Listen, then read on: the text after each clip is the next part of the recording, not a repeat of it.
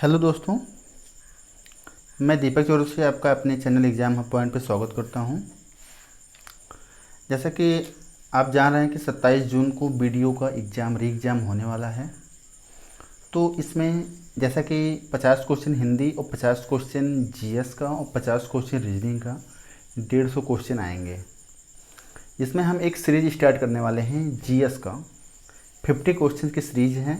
हम इसको प्रैक्टिस करेंगे और अच्छे से प्रैक्टिस करेंगे, डिस्क्राइब करेंगे और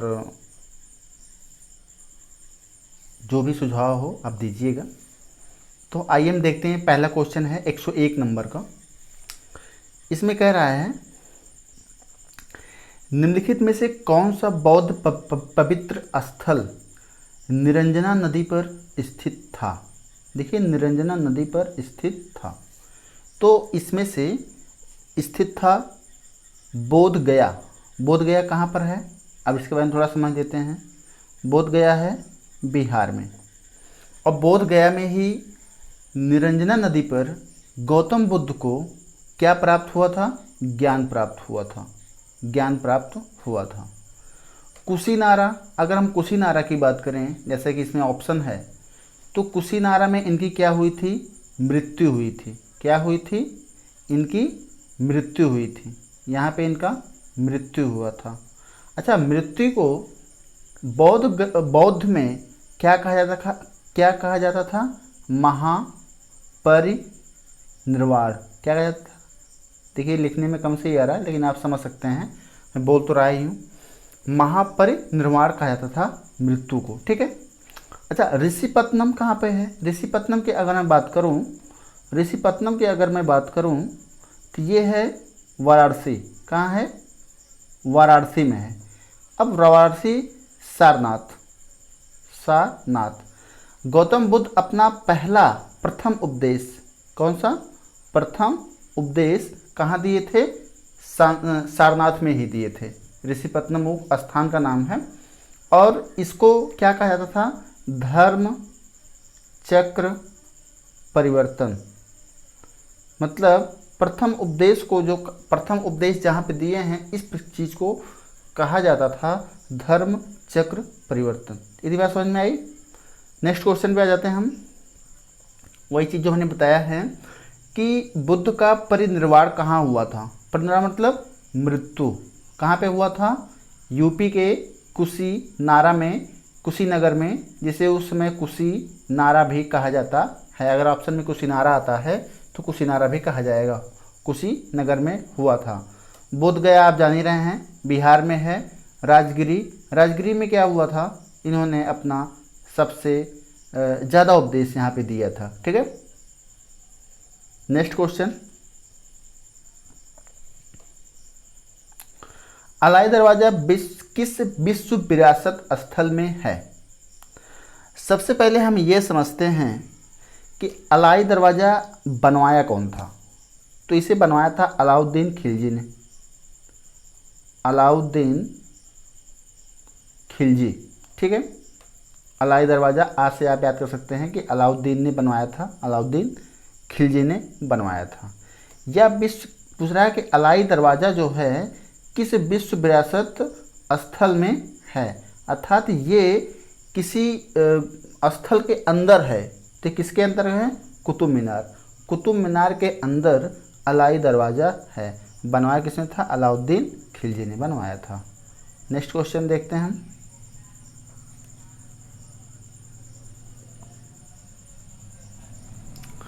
नेक्स्ट क्वेश्चन कह रहा है कि भारत पर तैमूर ने किस वर्ष आक्रमण किया था?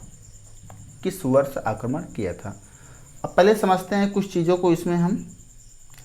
तैमूर कौन था? तैमूर जो था ये मंगोलिया का एक शासक था। सॉरी, मंगोलिया का नहीं था, मध्य एशिया का था। सॉरी, कहाँ का था? मध्य एशिया का। मध्य एशिया का शासक था। इसने क्या किया? 1398 ईस्वी में ये भारत पर आक्रमण किया। भारत पर आक्रमण किया। अब कभी कभी क्वेश्चन ये भी पूछता है कि तैमूर लंग, इसका पूरा नाम है तैमूर लंग। ठीक है।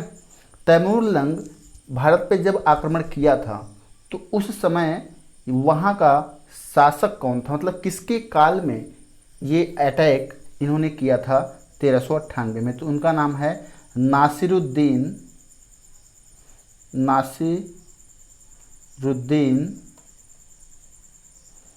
महमूद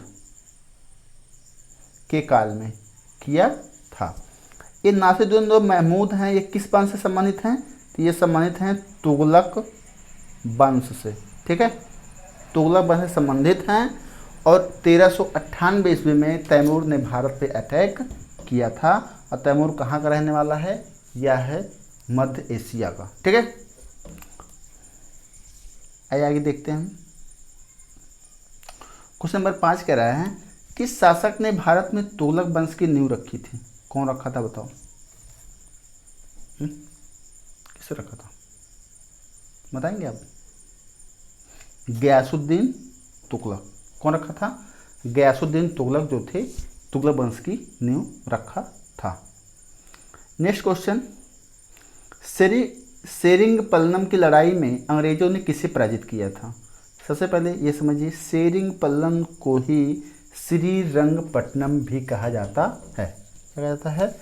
श्रीरंगपट्टनम भी कहा जाता है। तो ये युद्ध हुआ था किसके साथ? टीपू सुल्तान के साथ हुआ था। इसके साथ टीपू सुल्तान के साथ युद्ध हुआ था, ठीक।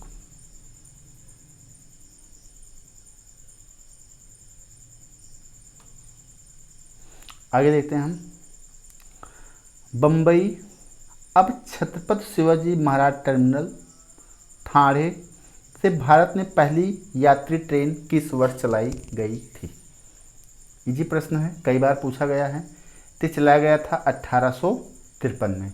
इसमें समझने वाली बात है किसके काल में? तो ये चलवाया गया था डलहौजी के काल में। किसके काल में? डलहौजी के काल में 1853 में ये चलाया गया था। अच्छा, डलहौजी कार्यकाल में एक दो कार्य और हुए थे। जैसे डलहौजी ने जो ये हड़प नीति चालू किया गया था, हड़प राज्य को विलय हड़प कर लिया जाना, इसी के काल में शुरू हुआ था, ठीक है। नेक्स्ट क्वेश्चन देखते हैं।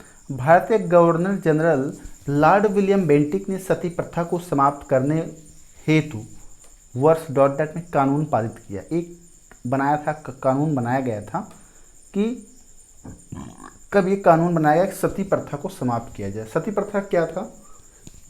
जैसे मान लीजिए किसी व्यक्ति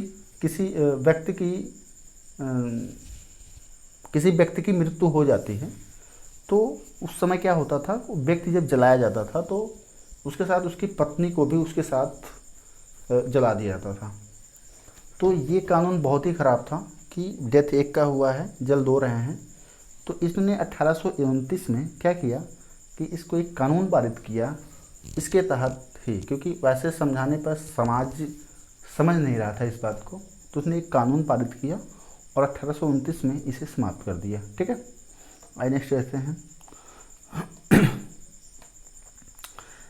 संवैधानिक उपचारों के अधिकार के तहत आता है। समझते हैं, संवैधानिक उपचार अधिकार किसके तहत आता है? मौलिक अधिकार के तहत आता है। देखिए, मौलिक अधिकार जो है ये अनुच्छेद 12 से 35 तक क्या है? मौलिक अधिकार। अनुच्छेद 12 से 35 तक, जिसमें संवैधानिक उपचारों का जो अधिकार है, संवैधानिक उपचारों का जो अधिकार है ये किस अनुच्छेद में है? आप जान सकते हैं, अनुच्छेद 32 में है। और मूल अधिकार कहाँ से कहाँ तक है? 12 से 35 तक है। ये समझने वाली बात है, ठीक है। और किस भाग में है मौलिक अधिकार? किस भाग में है बताओ? भाग 3 में है। भाग 3 में है मौलिक अधिकार 12 से 35 तक। और संवैधानिक उपचारों का अधिकार किस में है?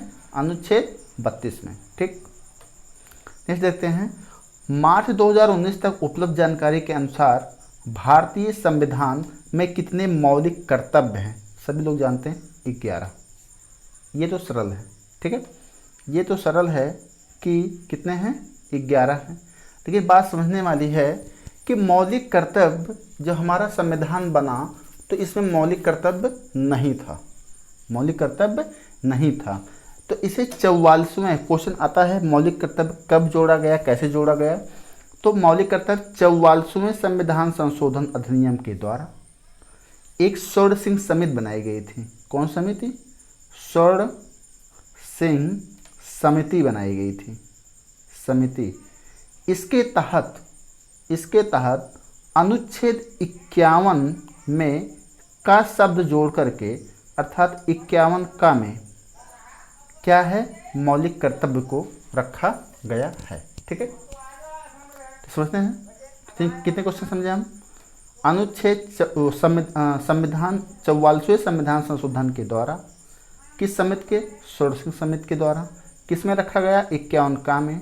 कितने मौलिक कर्तव्य हैं? 11। ठीक, आइए नेक्स्ट देखते हैं। भारत के संविधान के अनुसार राष्ट्रपति के पास अध्यादेश जारी करने की शक्ति है। अनुच्छेद 123 क्या है? अनुच्छेद 123 के तहत अध्यादेश जारी किया जाता है। ठीक है, नेक्स्ट क्वेश्चन देखते हैं हम। भारत के राष्ट्रपति अपना कार्यकाल पूरा होने पर अपना त्यागपत्र किसे सौंपते हैं? तो सौंपते हैं उपराष्ट्रपति को। कुछ जानने वाली बात यह है कि उपराष्ट्रपति जो है ये एक राज्यसभा का सभापति भी होता है। राष्ट्रपति, उपराष्ट्रपति जो है राज्यसभा का भी सभापति होता है, मतलब एक ही व्यक्ति 2 पोस्ट संभालता है। ठीक है, हाँ एक चीज जानने वाली बात और है, अगर कभी भी किसी कारणवश राष्ट्रपति बीमार हो जाएं, किसी देश में टूर पे चले जाएं या किसी कारणवश वो भारत में नहीं है, तो उनका कार्यकाल कौन देखेगा उनके स्थान पे?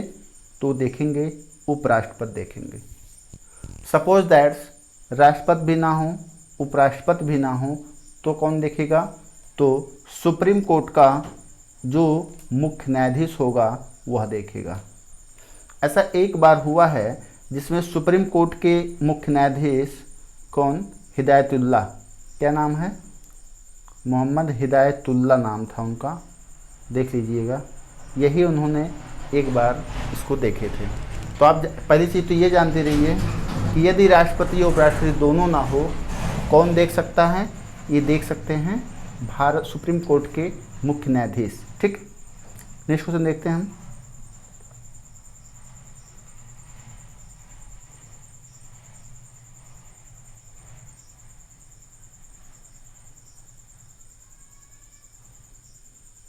क्वेश्चन नंबर 113, निम्नलिखित में से कौन सी घाटी हिमालय पर्वत श्रृंखला में स्थित नहीं है?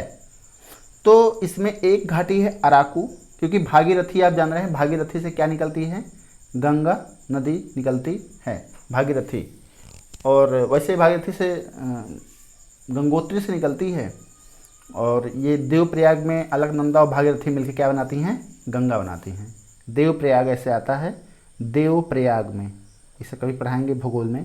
देवप्रयाग में 2 नदियां मिलती हैं, पहले गंगा नहीं होती है, पहले नदी भागीरथी ही रहती है, भागीरथी ही रहती है। भागीरथी में एक नदी मिलती है जिसका नाम है अलकनंदा। अलकनंदा नदी जब भागीरथी से मिल जाती है तो क्या बन जाती है? गंगा। तो हमारा क्वेश्चन कुछ और है कि कौन सी हिमालय पर्वत में नहीं है? काठमांडू हिमालय में है तो हिमालय से रिलेट करता है, करेवास भी हिमालय पर।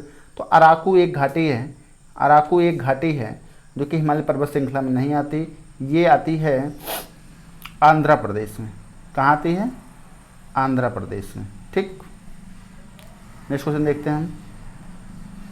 मेघालय पठार की सबसे ऊंची चोटी कौन सी है?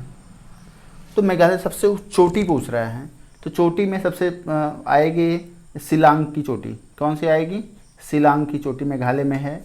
और अगर खासी जयंतिया पहाड़ी की हम बात करें तो वहाँ की जो पहाड़ी है वहाँ का नाम गारो खासी जयंतिया क्यों रखा गया? क्योंकि मेघालय के क्षेत्र में गारो खासी जयंतिया नाम के जनजात भी पाए जाते हैं, इसलिए वहाँ पे गारो खासी जयंतिया भी है। मेघर की पहाड़ी भी वहीं पर है। ठीक है, नेक्स्ट क्वेश्चन देखते हैं हम। काराकोरम पर्वत श्रृंखला की सबसे ऊंची चोटी कौन सी? ये सभी लोग जानते हैं कि काराकोरम पर्वत श्रृंखला में K2 केटू, सॉरी, हाँ केटू है। केटू को हम क्या बोल सकते हैं और बताओ? गॉडविन ऑस्टिन, क्या बोलते हैं? गॉडविन ऑस्टिन भी बोला जाता है। केटू जो है यह हिमालय पर्वत के बाद दूसरा सबसे भारत की सबसे ऊंची चोटी मानी जाती है। ठीक, नेक्स्ट क्वेश्चन आ जाते हैं हम 116। निम्नलिखित में से कौन सी भूमि किसी भी देश के स्वामित्व में नहीं है? मतलब वहाँ किसी भी देश का आधिपत्य नहीं है, तो वो है अंटार्कटिका, जहाँ पे 6 महीने जहाँ 6 महीने दिन होता है। अच्छा, एक शब्द हम देते हैं ग्रीनलैंड, एक है ग्रीनलैंड, क्या है एक? ग्रीनलैंड एक महाद्वीप नहीं है, द्वीप है। क्या है? एक द्वीप है। क्या है? द्वीप है। द्वीप, महाद्वीप, प्रायद्वीप में काफ़ी अंतर होता है, बस समझो ग्रीनलैंड के बारे में थोड़ा 2 पॉइंट। ग्रीनलैंड ये है कहाँ पे? ये है अमेरिका में। कहाँ पे है? अमेरिका में। ठीक है, अमेरिका महाद्वीप में है ग्रीनलैंड। तो अमेरिका और यूरोप, इसमें 2 लोग शामिल हैं। किसमें? ग्रीनलैंड में। अब बात समझो कैसे 2 लोग शामिल हैं। अगर हम भौगोलिक रूप से देखें तो ग्रीनलैंड स्थित है कहाँ पर? अमेरिका में। ठीक है, यदि मैं राजनीतिक रूप से देखूं तो ये कहाँ पर है? यूरोप में है। मतलब राजनीतिक रूप से हम, यूरोप कहता है कि ये मेरा क्षेत्र है, लेकिन स्थित कहाँ पे है? अमेरिका के क्षेत्र में। भौगोलिक रूप के कहाँ पे दिखता है? ये दिखता है अमेरिका में। ठीक, आगे ही देखते हैं हम नेक्स्ट क्वेश्चन। इतनी फालतू बात थी, मतलब अच्छी बात थी, आप समझ गए। नेक्स्ट क्वेश्चन देखते हैं हम। महाद्वीप जिसे the land of golden fleece के नाम से जाना जाता है, ये जाना जाता है ऑस्ट्रेलिया को। ठीक है, एक लाइन का वर्ड है, इसमें कुछ ज़्यादा समझ नहीं है। The land of the golden fleece के नाम से जाना जाता है। नेक्स्ट क्वेश्चन देखते हैं हम। यूरोप के उच्चतम पर्वत शिखरों में से माउंट एल्ब्रुस कहाँ स्थित है? तो माउंट एल्ब्रुस जो है यह रूस क्षेत्र में आता है। किस क्षेत्र में आता है? रूस क्षेत्र में आता है, क्योंकि रूस जो है वो यूरोप के क्षेत्र से है, यूरोप के क्षेत्र से गुजरता है। ठीक, नेक्स्ट क्वेश्चन है। भारतीय अर्थव्यवस्था का मेरुदंड कौन सा क्षेत्र है? आप जान ही रहे हैं कृषि क्षेत्र है। कृषि क्षेत्र का बढ़ावा चाहिए। लगभग 50% से प्लस व्यक्ति अभी भी कृषि में जुड़े हुए हैं। ठीक है, नेक्स्ट क्वेश्चन। निम्नलिखित में से कौन सा भारतीय अर्थव्यवस्था का प्राथमिक क्षेत्र है? अच्छा, ये समझने वाली बात है कि प्राथमिक क्षेत्र, द्वितीयक क्षेत्र और तृतीयक क्षेत्र, ये 3 क्षेत्र होते हैं। दिमाग में रखिए कि प्राथमिक क्षेत्र में किससे बढ़ावा दिया गया है? कृषि को। ठीक है, सेकंड क्षेत्र में विनिर्माण मतलब जैसे उद्योग, इंडस्ट्रियलाइजेशन, ये सब चीज़ों को बढ़ावा दिया गया है। उद्योग से आप समझ जाएंगे। फर्स्ट में क्या है? कृषि, सेकंड में उद्योग, और थर्ड में सेवा। क्या है? सेवा क्षेत्र है। थर्ड में सेवा क्षेत्र है। इतनी बात समझ में आई ना? Next question. वस्तु एवं सेवा कर, जिसे जीएसटी बोलते हैं, भारत में 1 जुलाई कब लागू किया गया? तो 2017 में लागू किया गया था।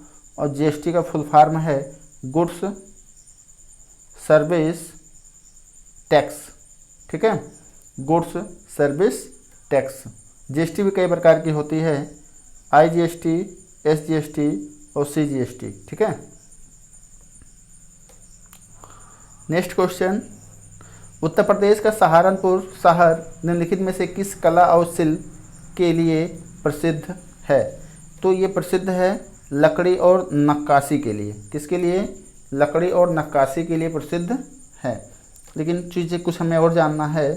अगर हम चूड़ी की बात करें तो चूड़ी जो है फिरोजापुर में प्रसिद्ध है। कहाँ पे?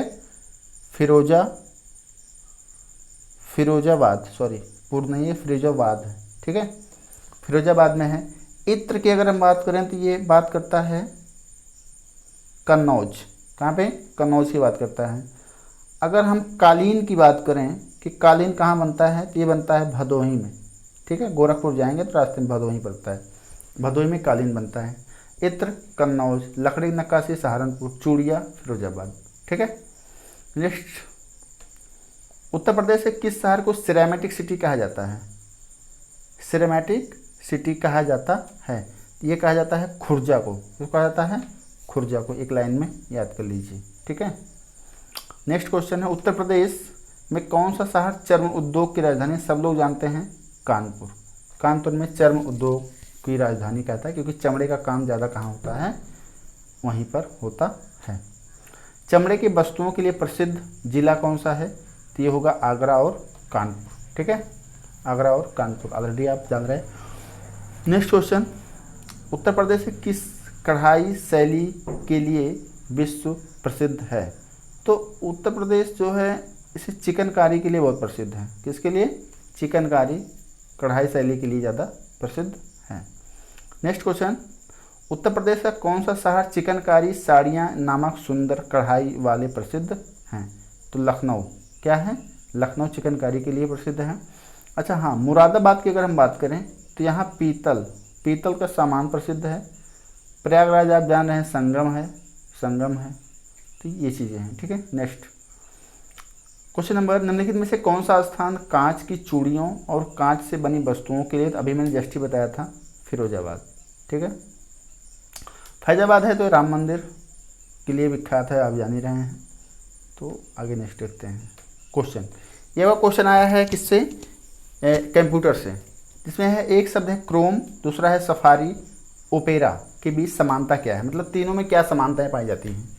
जैसा हम एंड्रॉयड से जब चलाते हैं आजकल, तो उसमें एक हमारा ऐप होता है जिसका नाम है क्रोम। हम याद हो जब हम छोटी मोबाइल चलाते थे तो उसमें हम ओपेरा मिनी एक डाउनलोड करते थे, पूरा नाम है ओपेरा मिनी। तो उस पर जा करके हम किस चीज़ को क्या करते थे? सर्च करते थे। जैसे आज हम क्रोम और गूगल पे जाके काम करते हैं। तो ये सभी का क्या है बताइए? ये सभी क्या हैं? सभी वेब ब्राउज़र हैं। क्या हैं? वेब ब्राउज़र हैं। ये सब ब्राउजिंग करते हैं, उस पर हम किसी चीज़ को लिख के टाइप करते हैं, सर्च करते हैं, तो ये वेब ब्राउज़र के अंतर्गत आता है। ठीक है। नेक्स्ट क्वेश्चन हम देखते हैं, ये भी कंप्यूटर से संबंधित है। क्रॉलिंग, इंडेक्सिंग और रैंकिंग, ये तीनों शब्द किससे संबंधित हैं? तो ये संबंधित हैं बी ऑप्शन से, खोजी इंजन, सर्च इंजन से संबंधित है। ठीक है। क्रॉलिंग, इंडेक्सिंग और ranking. Next question, Microsoft word file में क्लिपबोर्ड सामग्री को पेस्ट करने के लिए, जैसे हम कट कॉपी करते हैं ऐसे हम कट पे पेस्ट कर देते हैं। मतलब किसी चीज़ को हम एक जगह स्थान पे लेकर के किसी स्थान पे जब पेस्ट करते हैं, इसके लिए मुझे शॉर्टकट की होता है कंट्रोल+V। कंट्रोल+V हम एक बार में कर दें तो वो चीज़ें जा करके वहाँ पे पेस्ट हो जाती हैं। नेक्स्ट क्वेश्चन, जब माइक्रोसॉफ्ट वर्ड वर्कशीट और प्रकोष्ठ संख्याएं प्रविष्ट की जाती हैं, निर्धारित बाई डिफ़ॉल्ट द्वारा होती हैं, किस साइड से किस साइड चलती हैं? तो ये दाईं ओर चलते हैं। किसी चीज़ को लिखते हैं तो बाईं से किस साइड जाते हैं? दाईं ओर चलते हैं। मतलब जब हम लिखते हैं तो दाईं ओर ही लिखता जाएगा। ठीक है, बाएं से दाएं लिखता जाता है। नेक्स्ट क्वेश्चन कंप्यूटर का ही है। MS पावरपॉइंट में आपको एक विषय से समस्त स्वरूपण को कॉपी करने और दूसरे विषय में प्रयोग करने की सहायता प्रदान करता है। तो ये है फॉर्मेट पेंटर। ऑप्शन है फॉर्मेट पेंटर, वही सहायता प्रदान करता है कॉपी करने के दूसरे को विषय में चेंज करने के लिए। नेक्स्ट क्वेश्चन है, नींबू निचोड़ने की मशीन कौन सा है? प्रथम श्रेणी का उत्तोलक है कि द्वितीय का है कि तृतीय का है? नींबू निचोड़ने की मशीन, तो आप इसे IS आलम भार से निकाल सकते हैं। तो इसका मेन आंसर होगा द्वितीय श्रेणी का उत्तोलक। नींबू निचोड़ने की मशीन क्या है? द्वितीय श्रेणी के उत्तोलक हैं। नेक्स्ट क्वेश्चन, G का मान न्यूनतम होता है, मतलब न्यूनतम मतलब कम होता है कहाँ पर? तो ये इसका मेन आंसर है विषुवत रेखा पर। अच्छा, G क्या है? G का गुरुत्वीय मान, गुरुत्वाकर्षण। तो अगर हम गुरुत्वाकर्षण की बात करें तो अगर चंद्रमा के बारे में बात करें कि चंद्रमा पर गुरुत्वाकर्षण कैसे होता है, कितना होता है अपने धरती की अपेक्षा, पृथ्वी की अपेक्षा, आप जानते रहिए। अगर कोई व्यक्ति यहाँ पर धरती पर 60 kg है, कितना केजी है, उसका वेट कितना है, 60 केजी है, तो उसका वेट चंद्रमा पे 10 केजी होगा। ठीक है, 6 गुना कम हो जाता है। ठीक है, वहाँ से 6 गुना यहाँ पे ज़्यादा हो जाता है। निम्नलिखित में से कौन सी थर्मोसेटिंग प्लास्टिक है? थर्मोसेटिंग प्लास्टिक है, आप रख लीजिए बेकेलाइट। इसके अंदर कौन आता है? बेकेलाइट। नेक्स्ट है त्वरित चांदी निम्नलिखित में से किसका एक उत्पाद है? तो त्वरित चांदी मतलब क्विक सिल्वर, इसे हम बोलते हैं पारा को। पारा को क्या बोला जाता है? क्विक सिल्वर भी बोला जाता है।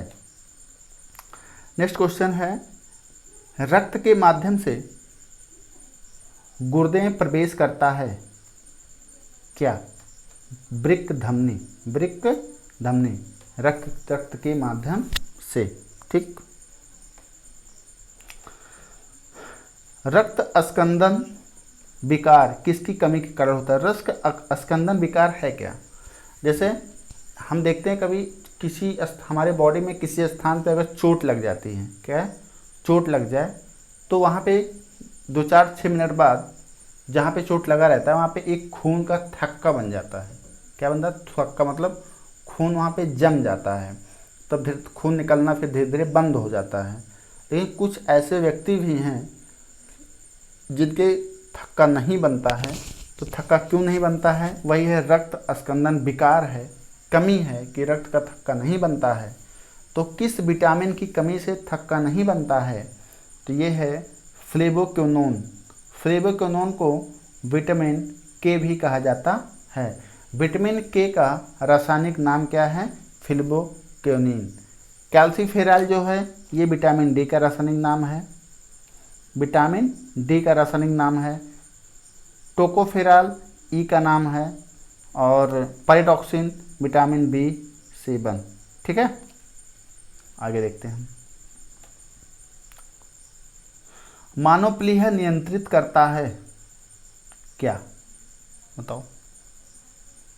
रक्त का आयतन। मानव प्लीहा, प्लीहा क्या होता है? बॉडी का एक है जो नियंत्रित करता है क्या? रक्त आयतन। अब कुछ करंट अफेयर इसमें से रिलेटेड हैं, हम देख लेते हैं फटाफट।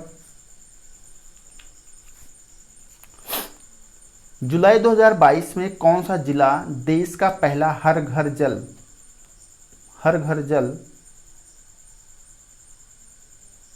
जल प्रमाणित जिला बन गया है? तो ये रख लीजिए, हर घर जल प्रमाणित जिला कौन बना है पहला? वो है बुरहानपुर, यूपी का एक जिला है। नेक्स्ट क्वेश्चन देखते हैं। अगस्त 2022 में मासिक धर्म उत्पाद मतलब जैसे सैनिटरी पैड हो गया, ये सब चीज़ें हो गया, उपलब्ध कराने वाला निःशुल्क उपलब्ध कराएगा, पैसा नहीं लेगा। पहला देश कौन सा बना है? तो ये बना है स्कॉटलैंड। क्या है? स्कॉटलैंड जो है ये निःशुल्क बोला है कि हम महिलाओं को प्रदान करेंगे, स्कॉटलैंड। 143 अगस्त 2022 में आसियान भारत विदेश मंत्रियों की बैठक कहाँ पे आयोजित हुई? तो ये हुई नोम पेन में। कहाँ पे? नोम पेन में आयोजित हुई। नेक्स्ट क्वेश्चन, अगस्त 2022 में भारत की किस संस्था द्वारा भारत का पहला मैन्युफैक्चरिंग विनिर्माण इंडेक्स फंड जारी किया गया है? ये किया गया है नवी म्यूचुअल फंड द्वारा। ऑप्शन सी, नवी म्यूचुअल फंड द्वारा। नेक्स्ट क्वेश्चन, जुलाई 2022 में किस राज्य में एक नए कर्मझिरी अभ्यारण्य, कौन सा अभ्यारण्य है? कर्मझिरी अभ्यारण्य। ठीक, कहाँ पे मतलब इसका गठन किया गया है? तो किया गया एमपी में। कहाँ पे किया गया है? एमपी में। अगस्त 2022 में किस भारतीय महिला ने वर्ल्ड वुमेन एंटरप्रेन्योर्स अवार्ड जीता है? वर्ल्ड वुमेन एंटरप्रेन्योर्स अवार्ड जीता है, जिनका नाम है संगीता। ऑप्शन ए है संगीता अभियान ने जीता है। ठीक है, नेक्स्ट क्वेश्चन, उत्तर प्रदेश हिंदी संस्थान द्वारा 21 में सुभद्रा कुमारी चौहान बाल साहित्य सम्मान घोषणा किया गया है, किसे बताइए? बिमला रस्तोगी को। किसको? बिमला रस्तोगी को दिया गया है।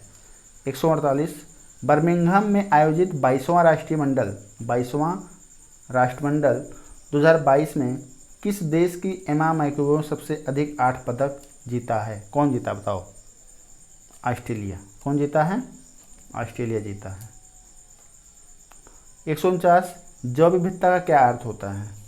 जैव विविधता हर जगह तो होता नहीं, तो इसका मतलब है एक निर्धारित क्षेत्र में विभिन्न प्रकार के पादप और जंतु जहाँ होते हैं उसे जैव विविधता क्षेत्र कहा जाता है। ठीक है, नेक्स्ट क्वेश्चन लास्ट है सेशन का।